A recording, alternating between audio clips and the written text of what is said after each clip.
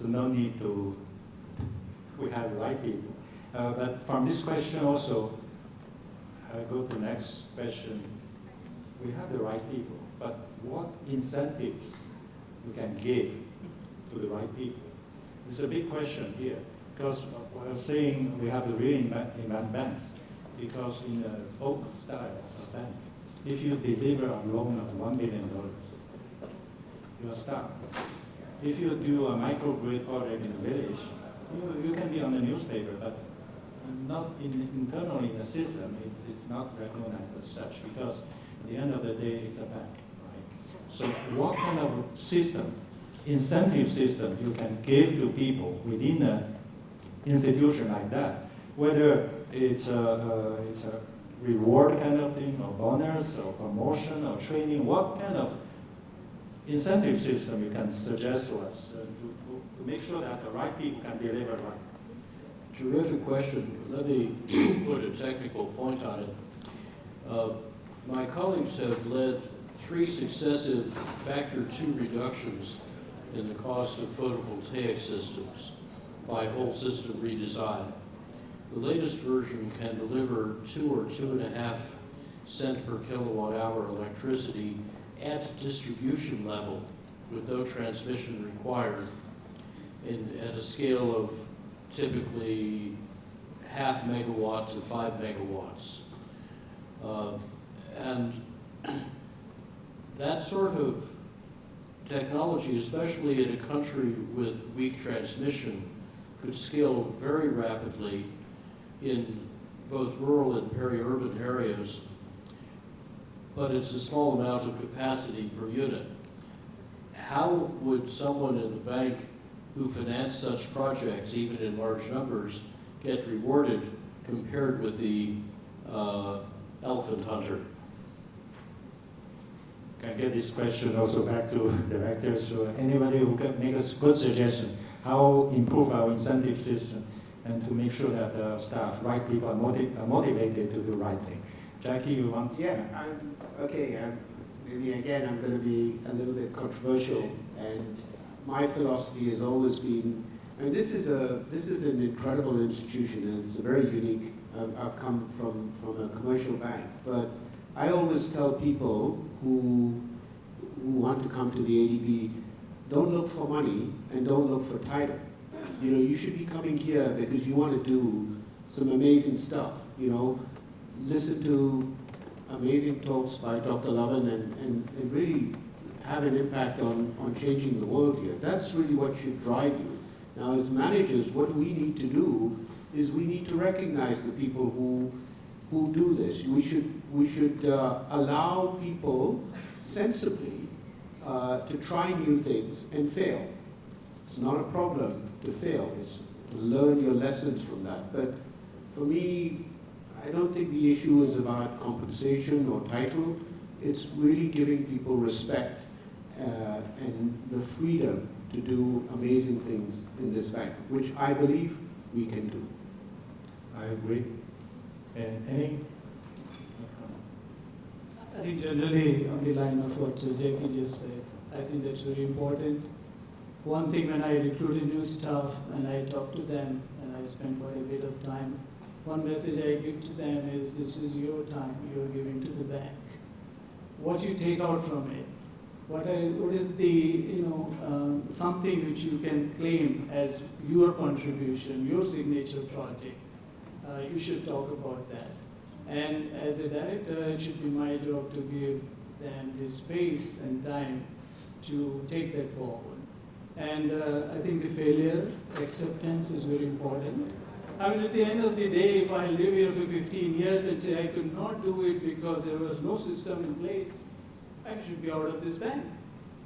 So I should be able to say I could do what I really wanted to do in this bank, and I'm really proud of it. And that is what I think we really need to do. I don't think staff, I think it's waiting for an incentive to innovate. I think they are ready to do it, and they are already doing it. I guess, a mindset change. I don't think ADB is going to start giving out whopping bonuses and the like. So it's just recognizing, the impact of a small project can be more than an impact of a large project, and recognizing that, and I think that has to go above our level and above our boss's level, and to the highest levels of the bank, I think, to, some of the value. I mean, one thing in the private sector, just changing, number of projects as opposed to dollar targets has a little bit of change in looking at smaller projects. That was just an interesting little change that makes some of the smaller, allows a little more focus on some of the smaller but very important projects.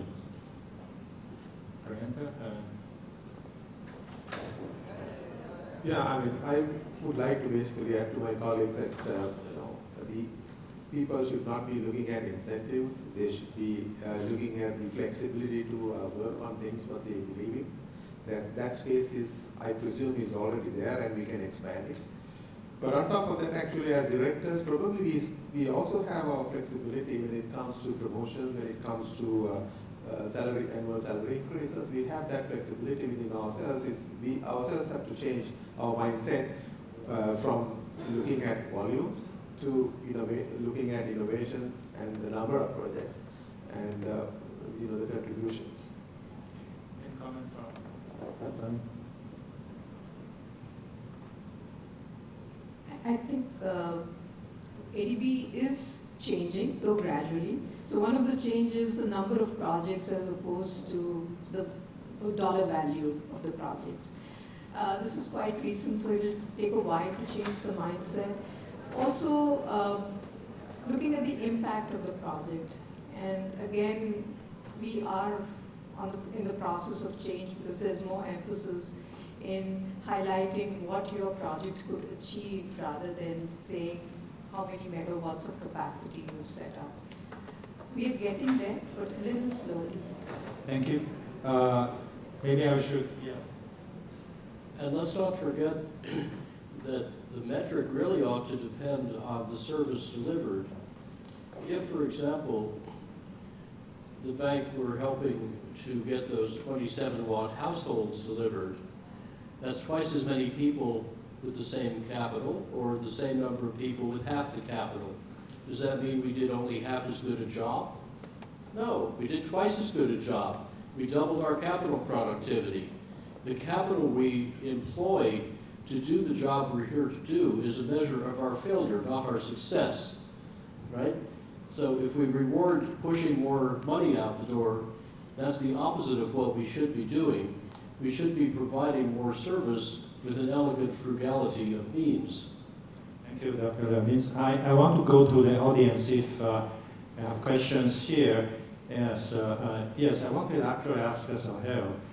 You volunteered already. The question actually, before you ask question, I ask your question.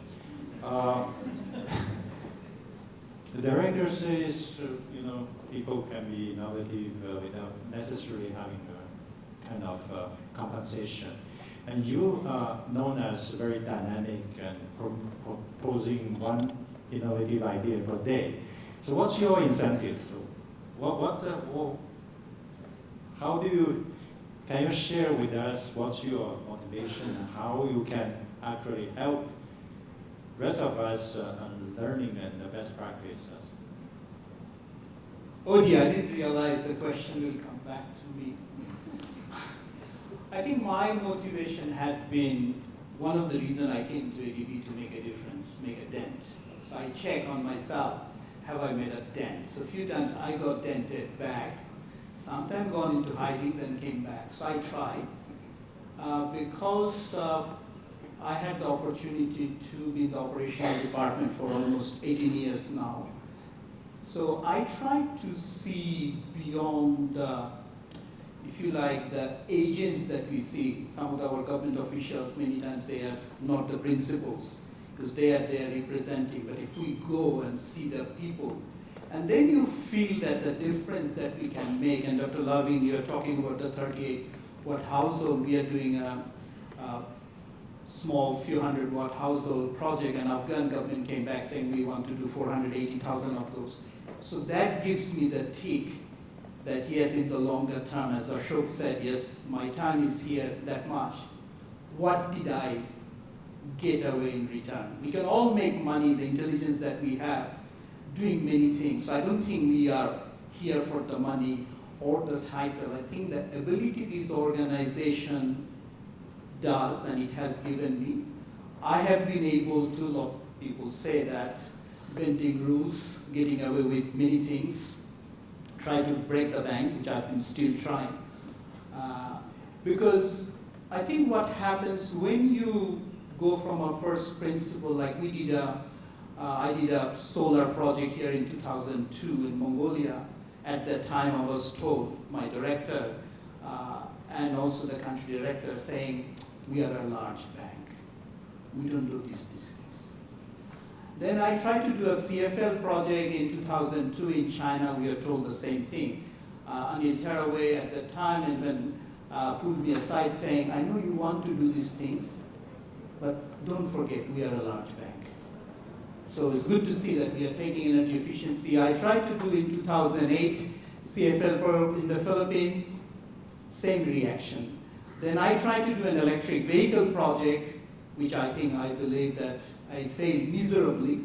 I still see the chuckle in the corridors at people saying, oh, this is the guy who failed. But I turn around sometimes and say, listen, I had the guts, I had the audacity, that I saw electric vehicle, somebody drove me into one in 2009 with the minister.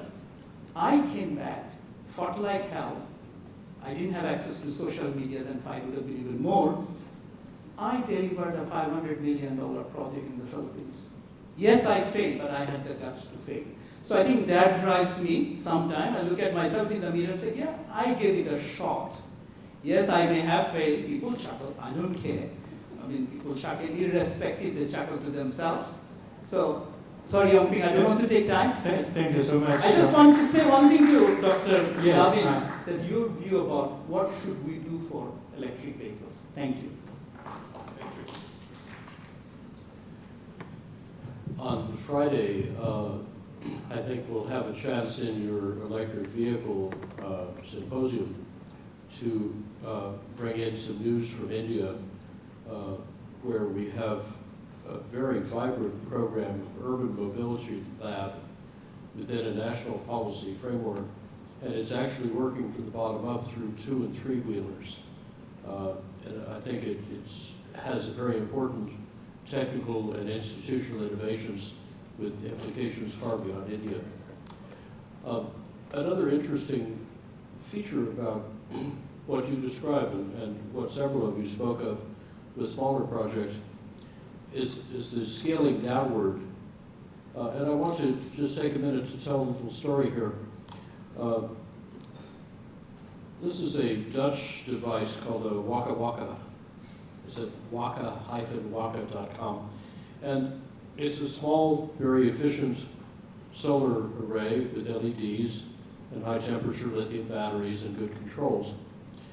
This sits on a Coke bottle so it shines down on the table so your daughter can learn to read. So one day of charging in the sun or 2 days in the cloud will then run at this intensity for 10 hours or 4 intensities lower for 150 hours.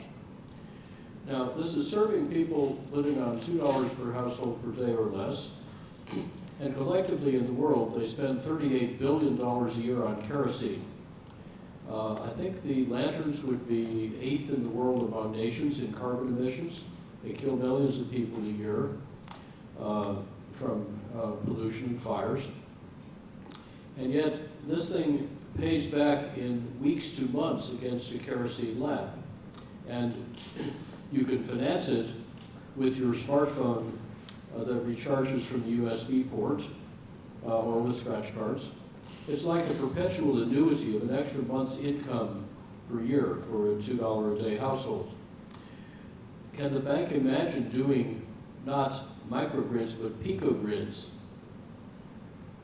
And then go from here to, say, the DC microgrids where the photovoltaics, the load, and the batteries are all at 24 or 48 volts DC, no inverter, no electronics, twice as efficient as the system, because you don't have all those little 1 and 2 watt losses going back and forth between alternating and direct current many times.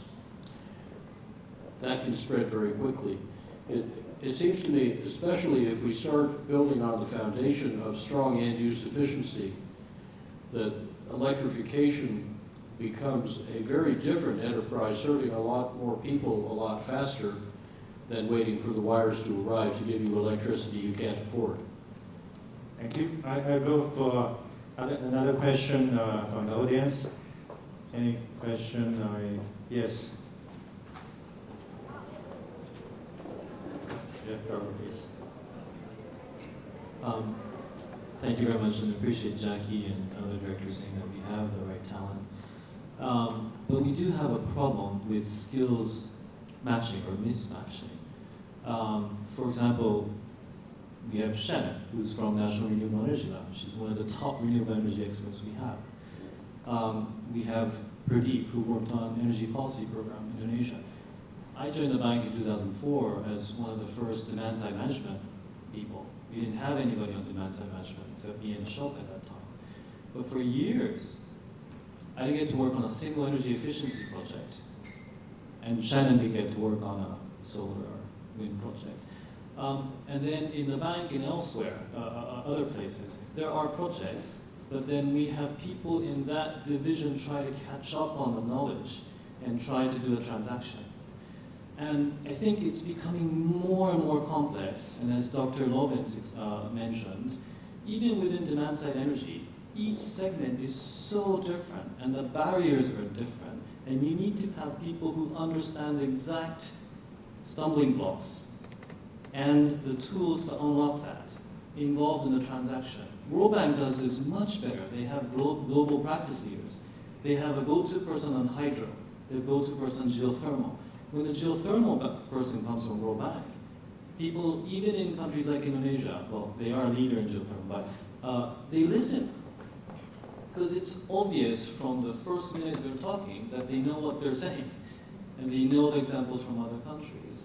We're trying to do that with our expert pool, and we really appreciate the value addition, but we need to have staff anchors also who don't rotate on 2-year, 3-year basis for that. So I do think we have a structural problem and the skills mismatching. Thank you for sharing that observation. Any feedback from this? Otherwise, I actually want to ask Steve to share your experience for staying 1 year, coming from the private sector, staying 1 year in an international organization. What's your feedback, comment on that? I was 52 when I joined civil service after 25 years working in small business and consulting. So it was a massive change. And one of the first people I spoke to was Andy Jeffries. And Andy just said, well, just take it easy, see what you can find out. It'll take a while to understand. It's taken me about a year to understand what ADB actually does. It's a very complicated, large organisation.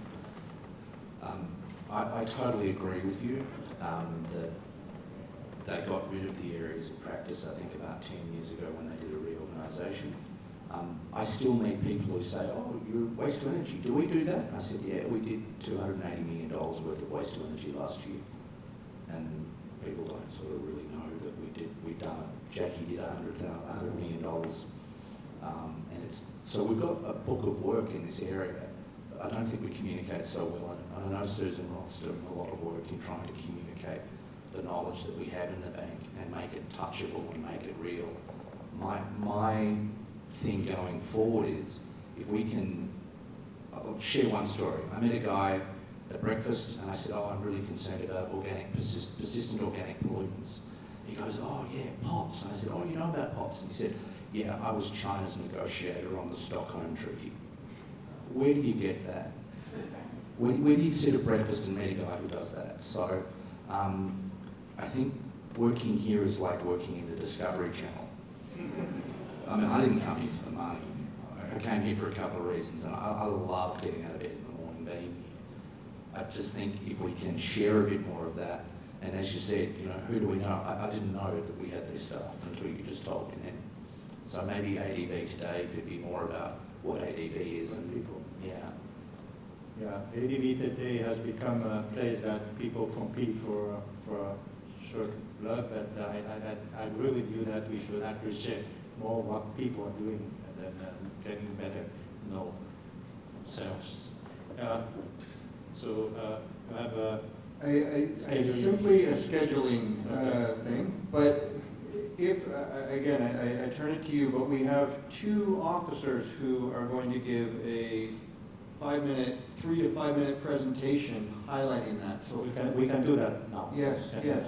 So now on, and Cindy, if you can just maybe come here to these chairs, just as because I want to thank the panel here. But it's a fantastic segue that, and this is how we're going to have some short closing remarks after by Dr. Lovins and Young Ping. But before that, we're going to have two presentations. And what we said to our colleagues Nawan and Cindy is we said, why do you bother trying to do innovative projects or cross-cutting projects? And we'd like to just hear from their words. So it's a perfect segue from these comments to say, how do we incentivize it? And equally, why do people even do it and who are doing it already? And equally, we need to do more of this, to your comment, Peter, to learn more about what is the expertise in this room in the Greater Bank and how do we learn from it and leverage it. So please come and just sit here. But lastly, I want to thank our colleagues and again, Dr. Lovins.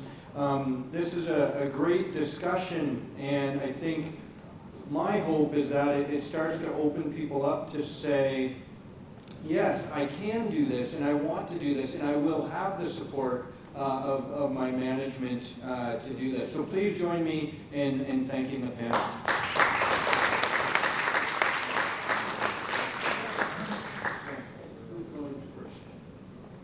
All right, we're just going to get these on. You can please join the audience again and we'll have the presentations. I don't need to fill in.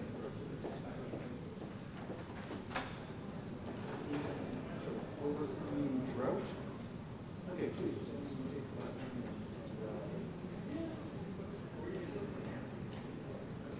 Cindy's going to informally just present from here.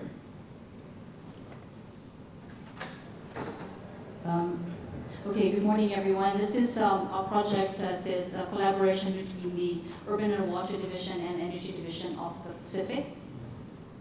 So the Pacific region has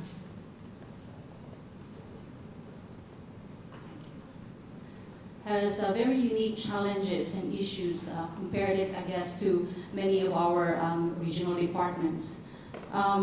We don't have the economies of scale. The Pacific region has 14 developing member countries that are the most vulnerable to climate change effects.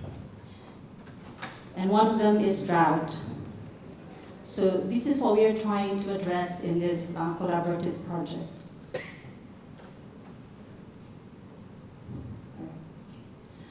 Okay, so Kiribati is actually a unique country. It has the only country that has territory in all 4 quadrants of the globe. So it's 3.5 million square kilometers of ocean and only 16 square kilometers of land. So that is a very big constraint. And these lands are also quickly disappearing because of inundation due to rising sea levels. So that is the Tarawa Atoll. It is the capital of Kiribati, which has a population of 110,000, so half of it is in South Tarawa alone. 35 atolls and 21 of them are inhabited. So South Tarawa has an elevation of less than 3 meters. So if we get the 1 to 2 meters rising sea level, most of it will disappear. Have limited groundwater, and 71% of households have access to electric lighting. This lighting alone, very minimal, just a few bulbs. And majority of them use imported and subsidized kerosene and wood for cooking, and mostly for boiling water, just for drinking. And 1.5 million liters was estimated to be used, 1.5 million liters of kerosene was estimated to be used for boiling water alone in 2018. And that's at a subsidy of 60 cents, Australian cents per liter. So they get their water from two lenses, what they call water lenses, in Bunriki and in Bessel. There's 2,000 cubic meters per day of safe yield, but then there's a lot of losses. Half of it is actually lost through leakage and also through non-revenue water, because the houses are actually connected to each other sometimes.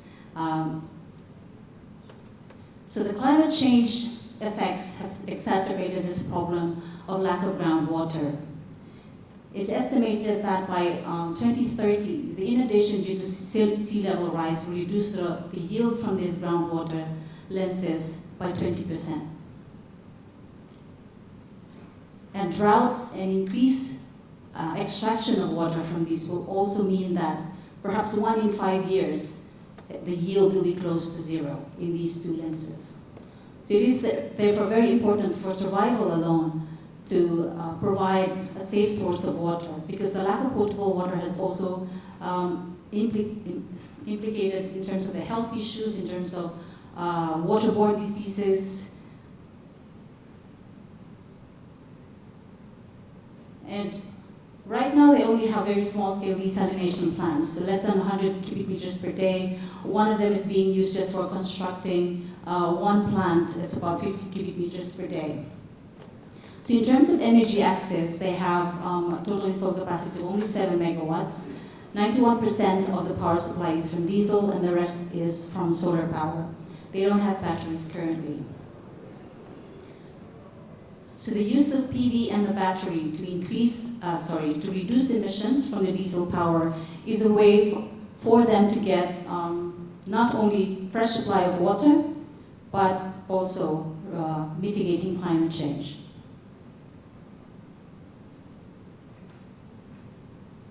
So the proposed solution was to have a desalination plant which has an offset of renewable energy, or PV and battery, in the grid. So it's not directly supplying the reverse osmosis plant, but it's connected to the grid in such a manner that when there is increases in load and when there's requirement from the desalination plant, it is quickly offset by the battery and the PV. So the project itself will install a desalination plant and upgrade the current discharge system that goes directly to the sea. To the pictures on the left is actually where the desalination plant is going to be built. The second picture is where the discharge is. And there's a small-scale desalination plant in the middle, which is 50 cubic meters per day. That's used for the construction of the plant.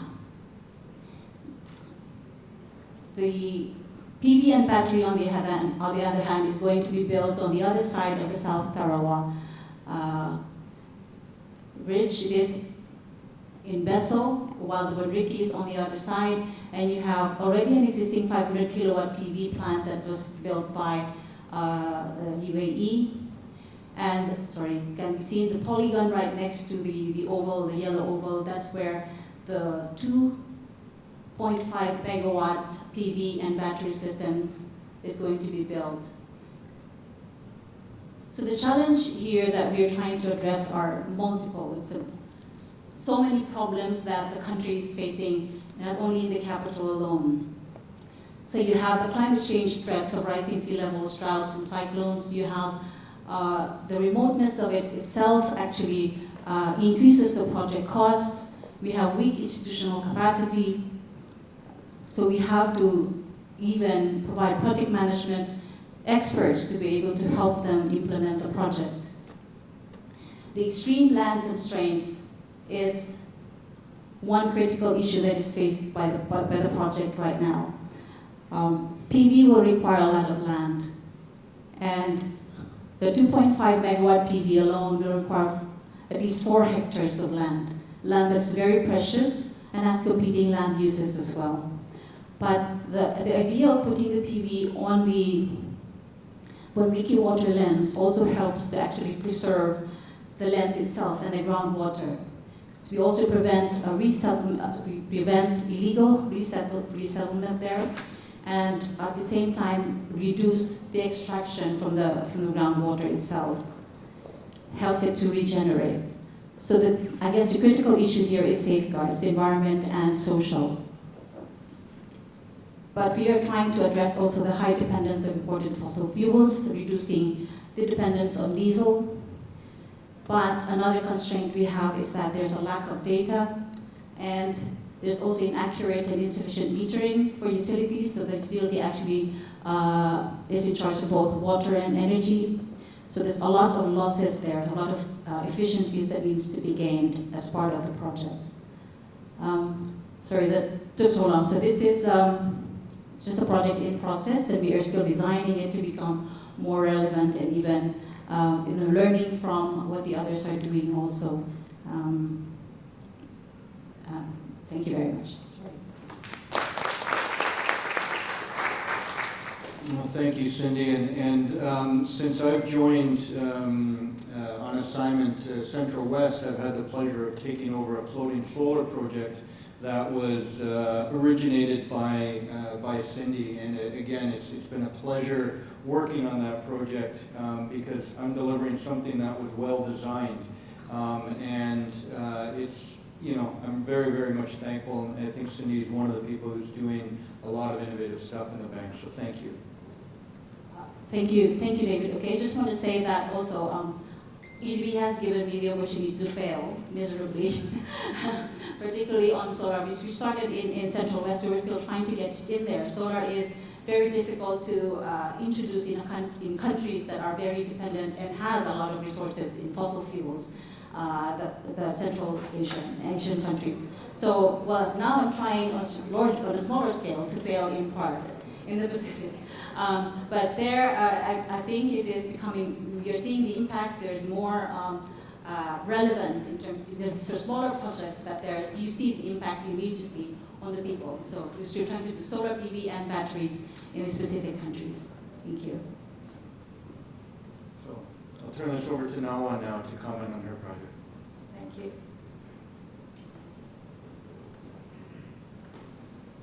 Good morning, everyone. My name is Nawa Kim. I'm working in the East Asia Sustainable Infrastructure. In the last 7-8 years, I've been working in the East Asia. One of the reasons why I didn't leave the department is the place that you really can do some changes of, and having an innovation. So I'm quite proud of to working in East Asia, and I continue to try out new things. Also, face the challenge that I may fail. I've been working with the low carbon city development in the last 3 years. Actually, this is an innovation that Chinese government to the contribution to the climate change. So the highest national level authority is called the National Reform and Development Commission, NDRC.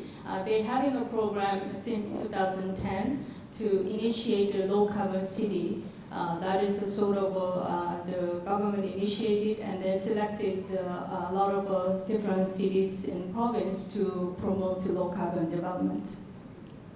So we came into picture like 2016.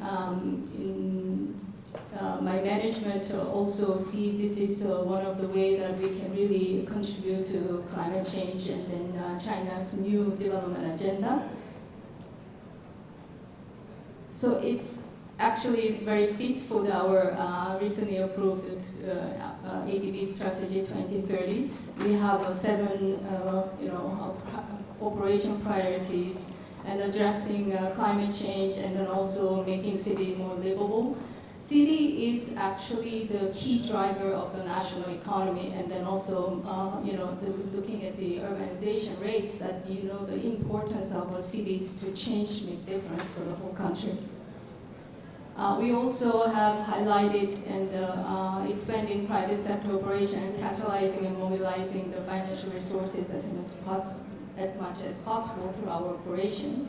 So all of this fit into the Shanghai Low Carbon City Sector Development Program. We try to promote integrative and comprehensive approach of all this effort. We're covering a lot of sectors, and then as well as different strategies that the ADB set for. Shangtan is located in the Hunan province.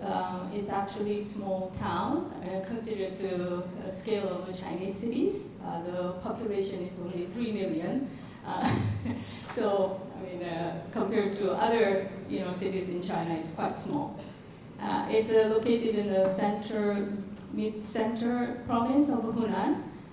You may not know of Hunan province, but actually this is a very heavily industrialized province, and Changsha, Zhuzhou, Shangtan is the cluster city. Changsha is the main capital city. But Shangtan is also hometown of Chairman Mao Zedong, so politically quite their importance in terms of their national histories.